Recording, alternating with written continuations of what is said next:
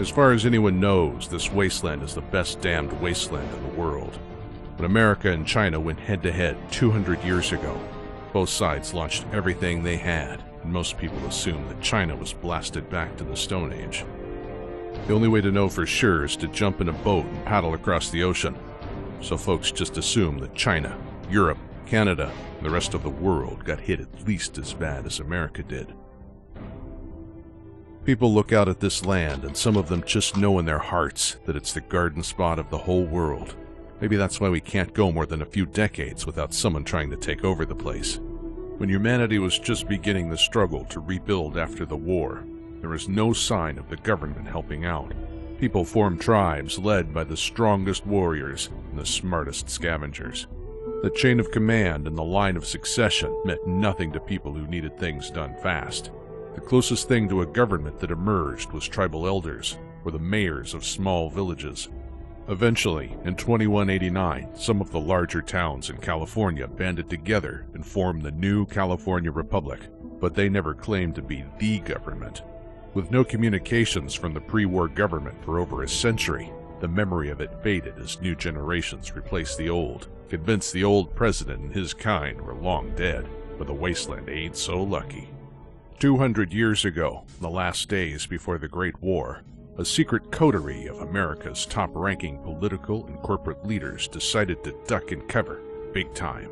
They scurried right off the continent and hid inside a secret offshore base, then cowered there while the rest of the country suffered a nuclear holocaust the government had caused. There they stayed, safe and hidden for decades. And the group we know today as the Enclave is the result of 10 generations of breeding between politicians, military brass, and corporate executives. The direct descendants of the people who caused the apocalypse? Not many people would make up a story like that, so it's probably safe to take them at their word about their ancestors. Regardless of who their great-grandparents were, the Enclave certainly has access to an abundance of pre-war tech and weapons. They hoarded it on a man-made island, a metal city that grew out of the ocean floor. It was once used to refine oil, back when people could pull oil right out of the bottom of the sea. The Poseidon oil rig was inaccessible to people on the mainland, so no one knew they were out there until they began their plan to rid the wasteland of everyone who didn't fit their definition of a real American. The Enclave had spent decades learning to improve upon pre-war weaponry. They weren't just collecting artifacts of the old world like the Brotherhood. They were looking toward the future. They had devices more advanced than anything seen in the wasteland, including the Brotherhood. It wasn't just better guns, or the ginchiest armor. The Enclave had a fleet of flying vehicles they called vertibirds. Most folk had never even seen a car move unless it was hitched to a team of ramen, so these vertibirds gave the Enclave an edge over every other human group in the wasteland. They could send in drop teams to kidnap whole villages at a time to use as test subjects. They could suddenly appear at remote locations, then just as quickly disappear. Most importantly, they could travel to and from their offshore base secure in the knowledge that no one could follow. Well, almost no one. There was a person back then who seemed to have a knack for getting vehicles up and running again. People who lived in the den swear up and down that somewhere around 2242, they saw a person in a vault jumpsuit driving around in an old Chrysless Highwayman, the big green mutant taking up the entire back seat, and a cyborg dog poking his nose out the window. That's a sort of tall tale that would be easy to dismiss, but it happened in the same year someone managed to get a ship seaworthy again. They sailed that tanker right out into the ocean to the Enclave's base and took them down. Stories like that, they fill a body with hope. Maybe with enough work we could all be driving around in pre-war cars, living the good life. In a way, that sort of hope for the future was what the Enclave wanted. They got it at the cost of their own lives. Their ambition was their downfall. They weren't content to live out their lives in prosperity. They had to take back their country from the people they viewed as subhuman. To do so, the Enclave engaged in the sort of daredevil science that brought about the end, the Great War. They engineered a virus tailored for genocide, performed inhuman experiments, and even took to playing God by creating a species of intelligent deathclaws.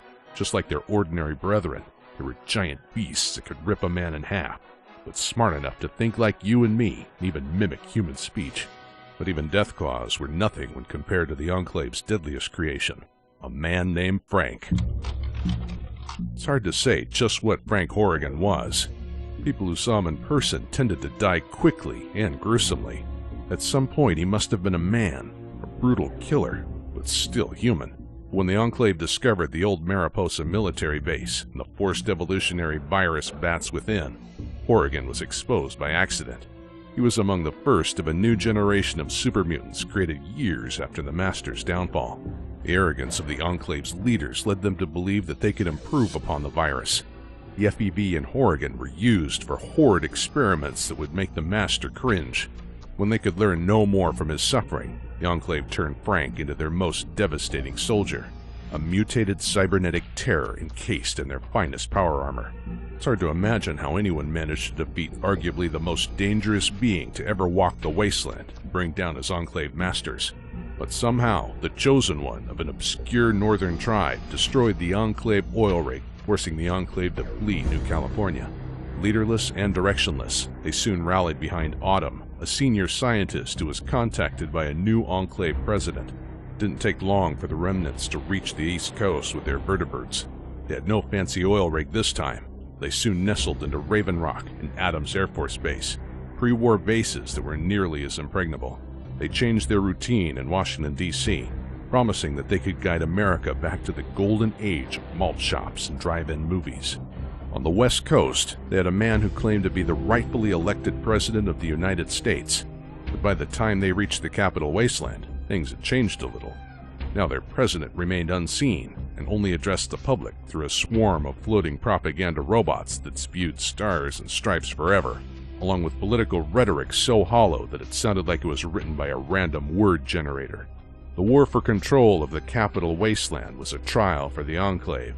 Bereft of their island fortress, without the unstoppable brutality of Frank Horrigan, they had to fight a hard war to gain territory. The Brotherhood of Steel had a strong presence in Washington, D.C., and super mutants roamed the streets looking for humans to abduct. The Enclave still had their technological superiority and their vertebrates.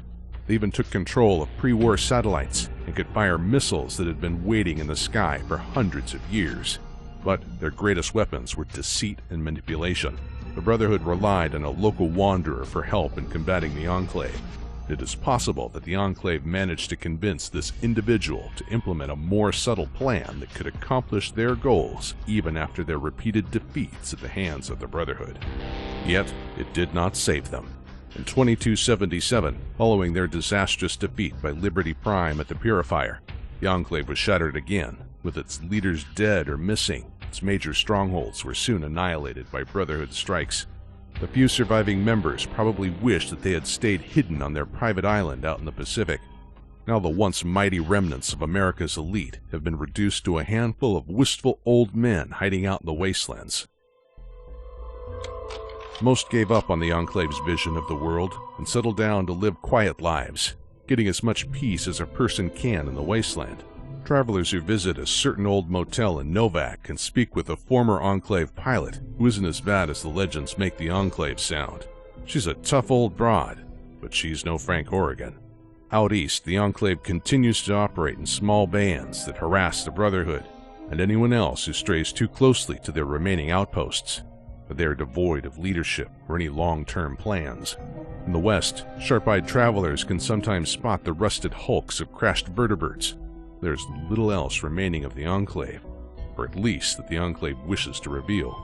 Could an organization with such resources be entirely stamped out? Much like radroaches, the Enclave has shown remarkable resilience. The people of the wasteland should be prepared to deal with another hidden nest of these relics of the old days. For now, the Enclave has joined the ranks of those who fancied themselves the rightful rulers of the wasteland. Their glory has faded along with that of others like the Master. But it seems like some lessons are never learned. There's always someone new looking to claim our wasteland as their own.